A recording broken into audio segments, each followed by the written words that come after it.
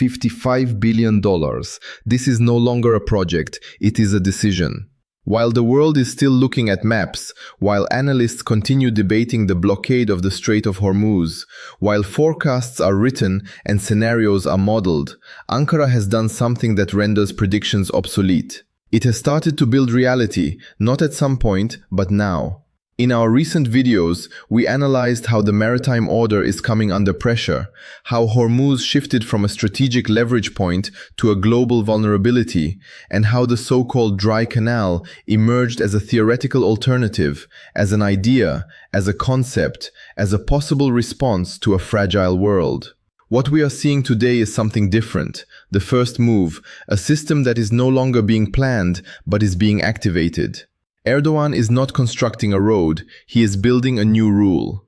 A rule that determines how goods move, how energy flows, and who becomes indispensable within this system. The so-called Dry Canal, this water on rails, is no longer a vision carried by conferences. It is an attempt to rewrite an entire century of logistical dependencies, not through diplomacy, not through military force, but through infrastructure that moves faster than any political response. That is the difference between power projection and system control. And this is exactly where Ankara's endgame begins. $55 billion are not simply an investment sum, they are a signal. A signal that Turkey is ready to turn its geographic reality into economic inevitability, that it no longer waits to see how global trade routes evolve, but instead decides which route will function at all. This no longer changes the question of which route is the safest, but which route even still exists. And when that question is asked, every answer leads to Ankara. If you want to understand why this single number, 55 billion, does not just describe an infrastructure project, but lays the foundation for a new geopolitical order, then subscribe to Bullion Reserve now. Because what is beginning is not an adaptation to crisis, it is the construction of a new reality. And in this reality, Turkey is no longer a participant, it is the hub. It begins with a line that should not really exist anymore. 350 kilometers to Nusaybin, a railway that lay idle for over a decade, decayed by war, fragmented by front lines, forgotten in a region where infrastructure never lasted longer than the next escalation. And it is precisely this line that Ankara is now reactivating, not by chance, not symbolically, but strategically. Because these kilometers are not just a connection between 2 points, they are the missing segment in a chain that is suddenly closing.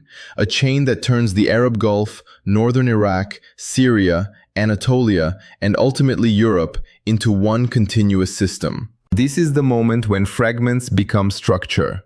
When you look at the map, the image shifts within seconds. What previously looked like isolated projects, the development road in Iraq, the middle corridor through the Caucasus, the Turkish rail networks toward Europe, begin to overlap. Lines connect, gaps disappear, and then something decisive happens.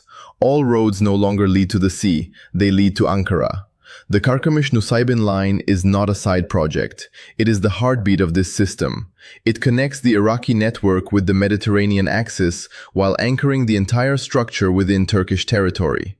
Without it, the Dry Canal remains a concept. With it, it becomes a functioning route. This is not an expansion, this is activation, because what is emerging here is not simply an alternative to existing trade routes.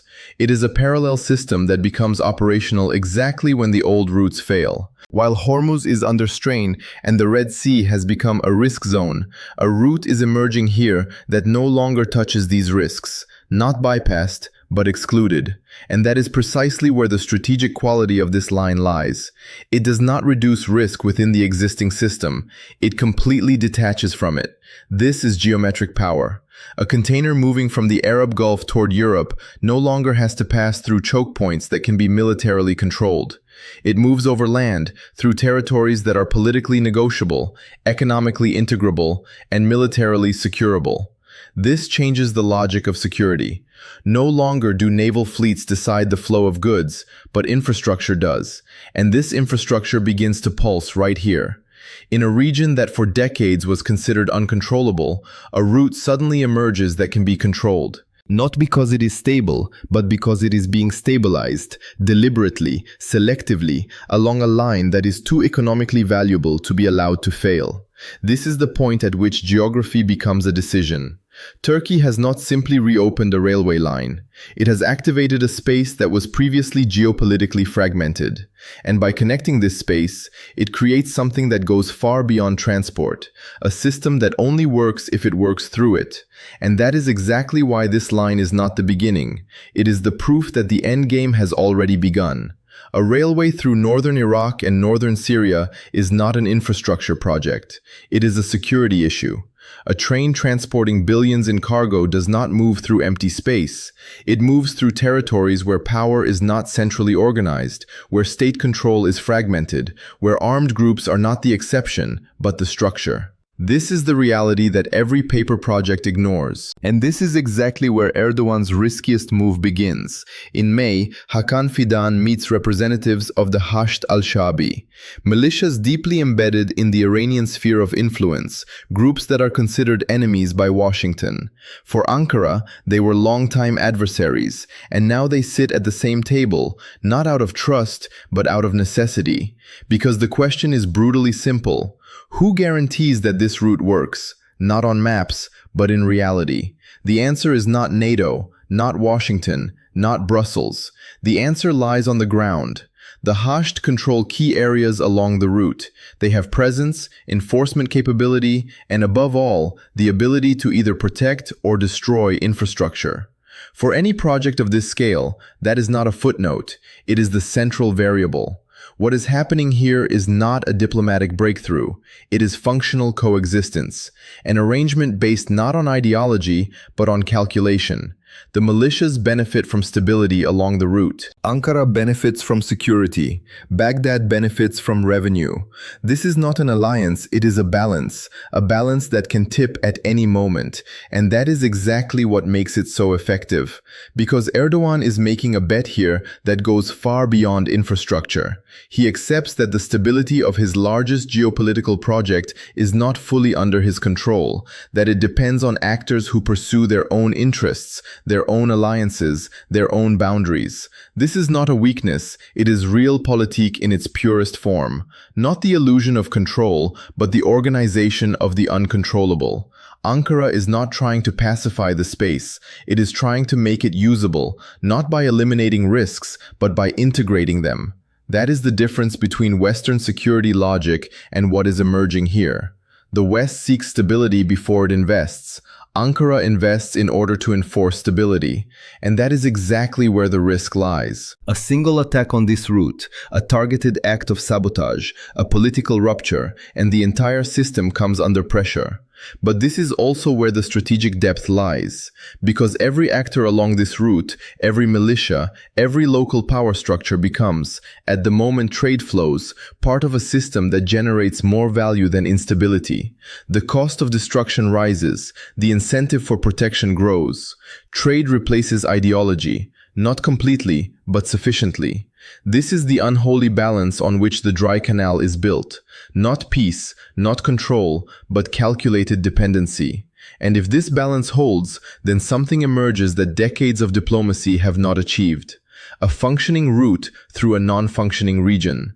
Not because the conflict was resolved, but because it is economically overlaid.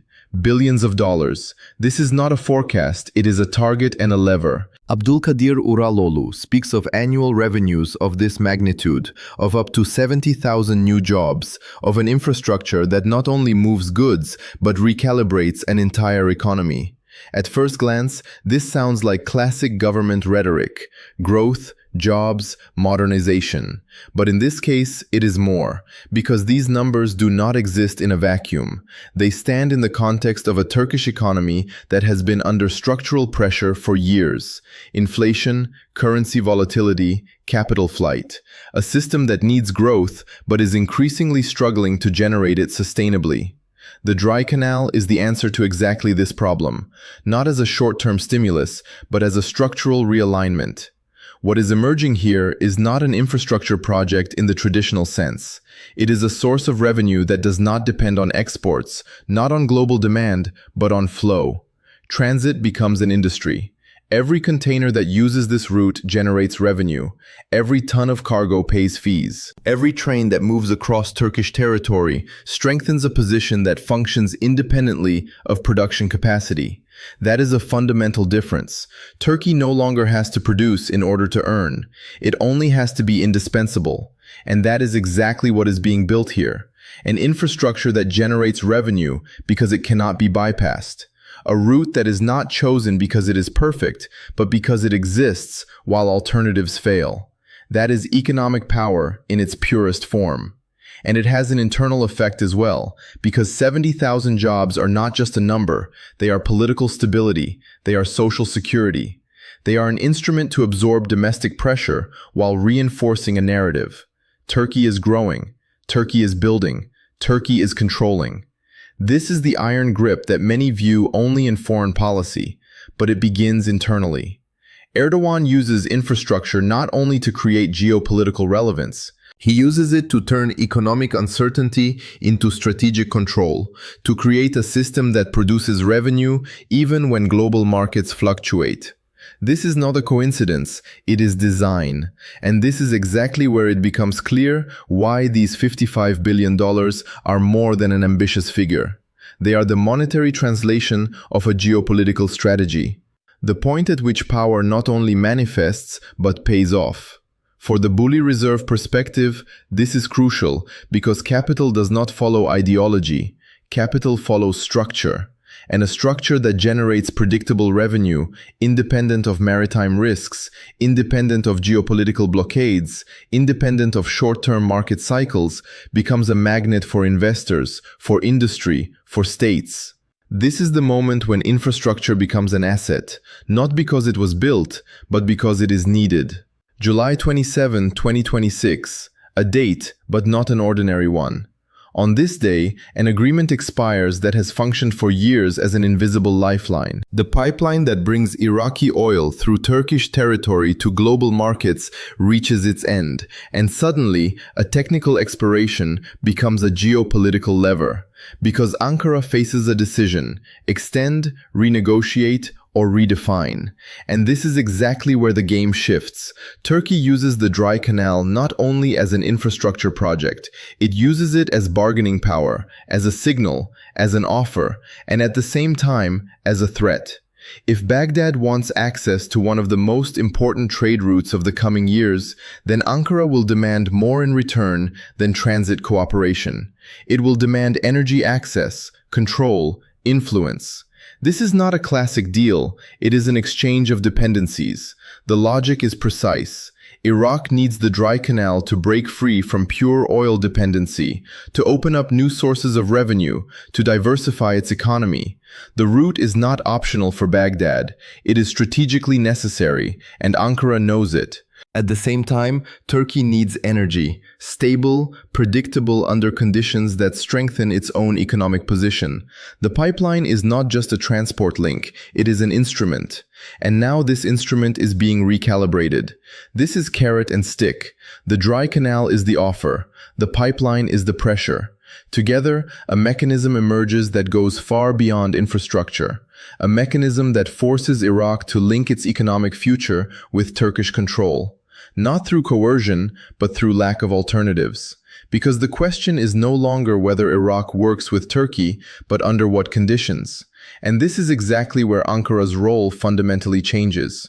Turkey is no longer just an energy bridge corridor, a passive conduit of resources between East and West. It becomes an energy hub, an active shaper of flows, prices, and access. That is a qualitative leap. A bridge connects two sides, a hub controls traffic, and control means bargaining power. For Europe, this means another shift, because dependence on Turkish infrastructure, which we have already seen in the energy analysis, is not only deepened, it is institutionalized. Every additional node, every additional route, every additional connection reinforces one reality. Energy flows through Ankara. And whoever controls energy controls more than markets. They control decisions. That is the silent core of this ultimatum.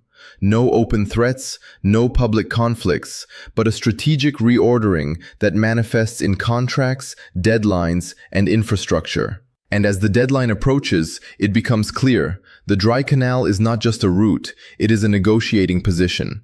And July 27 is not just a date, it is the moment when infrastructure becomes power. When a new route emerges, not only traffic changes, the balance shifts.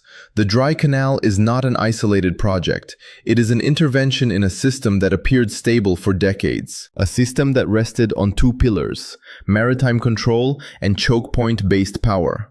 Suez, Hormuz, Bab el-Mandeb, bottlenecks where influence could be concentrated. And this very system is now being bypassed. Not attacked, not replaced, bypassed. The Suez Canal does not suddenly lose its existence, but it loses its exclusivity. Every container that moves over land is a container that does not pass through Egypt's most important source of revenue. Revenues do not drop to zero, but their strategic significance erodes. At the same time, the Strait of Hormuz loses its absolute status. It remains relevant for energy, but it is no longer the only bottleneck for trade. That means the threat of interrupting global flow loses its systemic effect. And with that, power shifts. The United States has, for decades, used its maritime dominance to guarantee global stability while exerting influence. Aircraft carriers secure sea lanes, fleets control choke points. Presence creates deterrence. But what happens when the decisive share of trade no longer needs these sea routes? Then military strength remains, but its function changes. It protects less. It influences less. This is not a defeat. It is a devaluation. The Dry Canal does not take away the existence of the maritime system. It removes its inevitability. And that is exactly the point at which geopolitical weights are reordered. Because while maritime power loses relative importance, something else gains weight. Continentality, land connections, corridors, nodes, and at the center of this new system stands Ankara. Turkey becomes the only platform that is simultaneously compatible with all sides. It is a NATO member and negotiates with Russia. It is economically intertwined with Europe and at the same time open to China. It speaks with the Gulf states and operates within Iran's sphere of influence. This is not an ideological position. It is structural flexibility. And it is precisely this flexibility that makes Ankara the actor that creates the most value in a fragmented system. Not because it controls everyone, but because it can work with everyone. That is the real shock. Not that a new route exists, but that this route runs through a country that cannot be clearly assigned. For China, this means a silent dependency. The most efficient land route to Europe runs through Turkish territory. For Europe, it means a deeper linkage to a partner that consistently pursues its own interests. For the Gulf states, it means access to markets under conditions that are not defined in Riyadh or Abu Dhabi. And for Washington, it means something that is rarely stated openly. A system is emerging that functions even without American leadership. This is not a replacement, but it is a shift. The route determines who speaks, and in this system, Ankara decides. It has begun, not as an announcement, not as a vision, but as a system already in motion. The line is being reactivated, the militias are at the table, the revenues are calculated, the deadlines are running. This is no longer a scenario, it is reality. What we have built step by step in this Turkey analysis reaches its point of concentration here. The Ankara masterstroke was the preparation, the Fidan doctrine was the strategic language, the Hormuz shutdown was the proof that the old system is fragile, and the Dry Canal is the answer, not as an addition, but as a replacement logic. A system that does not wait for maritime routes to stabilize. A system that functions regardless of whether Hormuz is open or not, whether Suez is possible or not, whether global tensions decrease or escalate. That is the real shift. The world is moving from a model based on controlling choke points to a model based on controlling connections. No longer the question of who can block determines power, but who can connect.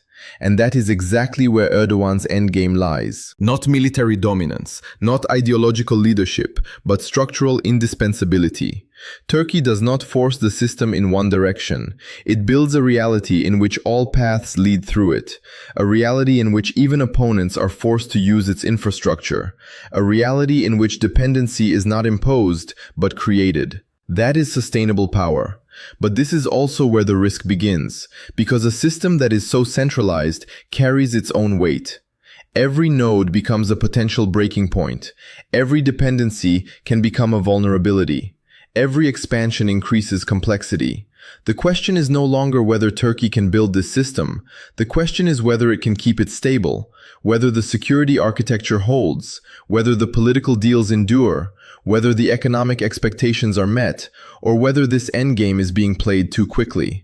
From the Bullion Reserve perspective, the assessment is divided in two. On the one hand, a new trade architecture is emerging that redirects capital flows, redefines logistics, and repositions the role of Europe, especially Germany.